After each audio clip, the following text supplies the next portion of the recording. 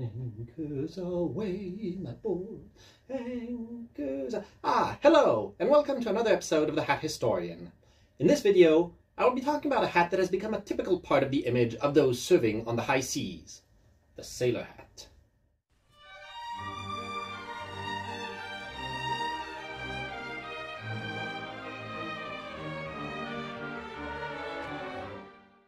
The sailor hat is a very distinctive piece of headwear that instantly distinguishes the Navy seafarer wearing it.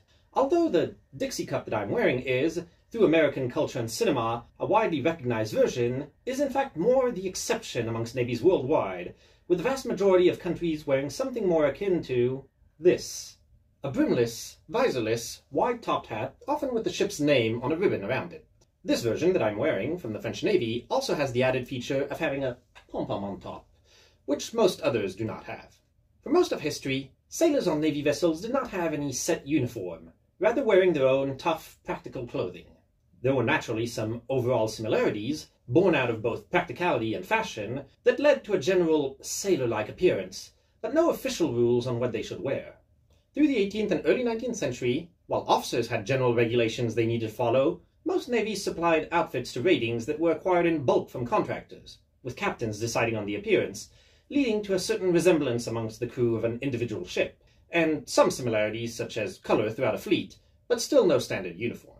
As for hats, many sailors wore seafarer hats, which I talked about in my video on the boulder, round straw hats that could be tarred to make them waterproof, or otherwise simple neck hats when it was cold. The first navy to standardize their uniform, and to give its sailors what would eventually evolve into the sailor hat, was the Imperial Russian Navy. They adopted a green uniform similar to that of the army, which included a round flat-topped hat, like the undress forage cap worn by soldiers, which they called the bezkozirka, literally without visor. This new look proved popular and spread throughout Europe, with Germanic nations who had navies, such as Prussia, adopting similar outfits, including the hats, which were seen as military-looking but less cumbersome than the shakos used for combat by land forces, as sailors had to run along low decks or climb up masts. Navies without uniform regulations for ratings, such as the French or British, soon had their captains start to imitate the style in their crews, since, as I mentioned before, they were usually responsible for acquiring the outfits the men on their ships wore. This contributed to its spread throughout the 1830s. One variant, the French hat, which I'm wearing now, is called the bachi, and was adopted by the French in 1848. It is said to have been inspired by the tam-o'-shanters of Scottish sailors, who had long had an alliance with France against the English. Its most distinctive feature is the red pom-pom at the top, which is the subject of a wide folklore. One legend as to the reason it is there is that it served to cushion the head against hitting it on low beams of old ships. Another says its red color was to help locate a sailor who might have fallen overboard. Yet another said that a sailor had hit his head right before a visit by Empress Eugenie, yet remained at attention despite bleeding. Noticing this, she pressed her handkerchief to his head, which got stained red, and the pom-pom was to commemorate this gesture. In reality, the reason it is there is much more pragmatic. These hats used to be knit in a one long spiral, leaving loose thread ends in the middle. Much like the tab on the top of the beret, the pom-pom is simply there to hide this part. However, one tradition, no doubt started by some clever sailors on shore leave, is that it is supposed to be good luck for a young woman to touch the pom-pom of a sailor's hat. The British, the most powerful and influential navy of the 19th century, still had its sailors wear unregulated clothing, generally called slops, for the first half of the century. As I said before, the outfits were often purchased by the ship's purser at the request of the captain, leading to each ship having its own style. The most follows pragmatic and hard-wearing trends favored by fishermen, and the headwear was often flat straw seafarer hat. However, some more eccentric captains sometimes gave their crews quite unconventional outfits to fit their taste. After the commander of HMS Harlequin had his men dressed in an outfit modeled after the ship's namesake character, the Admiralty decided in 1857 to standardize the clothing throughout the fleet. This included a flat-topped hat, similar to models worn in other navies. The Royal Navy were also the first to place a ribbon with the ship's name on their hats, a tradition inherited from their previous seafarer hats. These ribbons were called tallies, which led to the hat being known as a tally hat. A very different kind of hat, which I had on in the beginning of this video, is worn by sailors of the US Navy. Nicknamed the Dixie Cup hat, after the brand of disposable drinkware, it is simply a round white canvas hat with its short brim upturned. While Hollywood movies have cemented its status as the iconic hat of the US Navy, for over a century, American sailors actually had another hat they could wear that was closer in appearance to the hats of other countries. In 1853, the United States Navy adopted as part of its uniform a large flat blue hat without a visor, but with a small ribbon around the brim. It was well liked at first by sailors, though it was in later years found somewhat too warm in summer months, particularly in the warm climates of Florida or the Gulf of Mexico, and cumbersome for day-to-day duties in the cramped environments of ships. In 1886, the Navy introduced a dome-shaped white canvas hat with a small brim to replace the larger straw Senate hats worn in the summer and to serve as an undress service cover.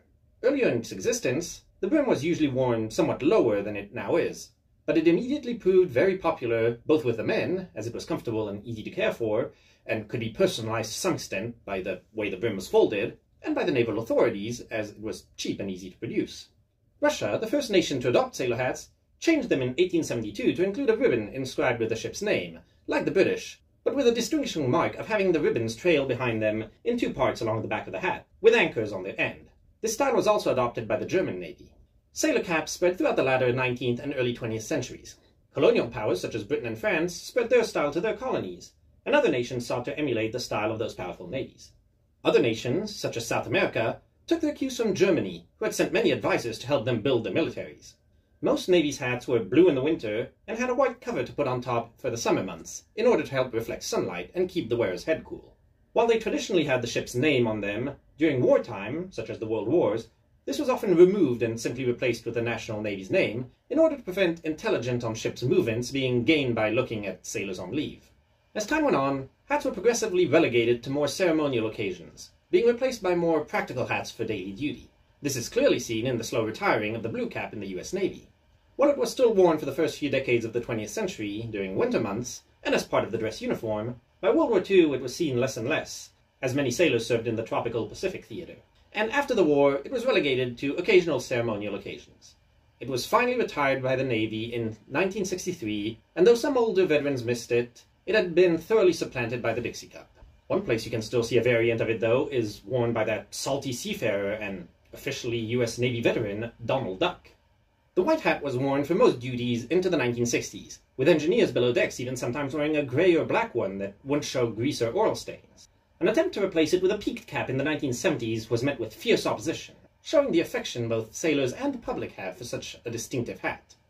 The sailor cap, while now worn only for ceremonial occasions, is still a widespread symbol of the seafarer, a part of the dress uniform of sailors throughout the world. Each major power has influenced either its allies or former colonies, spreading their styles far and wide. The British model, with its tight crown and a tally with a bow, is also used by Commonwealth nations such as Australia and New Zealand, or former colonies such as Kenya. The distinctive French bachi is worn, sometimes with a different colored pom-pom, by former French colonies such as Benin, Togo, Cameroon, Senegal, or Lebanon, as well as its original country of France. Many communist countries such as China, Vietnam, or North Korea take after the Russian Soviet model, with its trailing ribbons, white on top, and centered insignia, which is still worn by the Russian Navy as well. Meanwhile, the white Dixie Cup, which was made famous by its appearance in so many World War II films, is worn outside the US by the former American colony of the Philippines, as well as the Mexicans, Peruvians, and Venezuelans. It was also recently expanded to be worn by women after being reserved for men for many years. Other countries such as Germany, Japan, Italy, Spain, etc. all have their own models, following the visorless wide-top model, while some, such as Canada or India, have replaced them with more conventional visored caps. A distinctive, iconic piece of headwear, the sailor cap has come to define the image of those who serve on the high seas. Steeped in tradition, often beloved despite their sometimes unusual appearance, they are worn proudly by seamen and women throughout the world. So I hope once again you found this video interesting and will join me again soon for another hat. Until then, I tip my hat to you.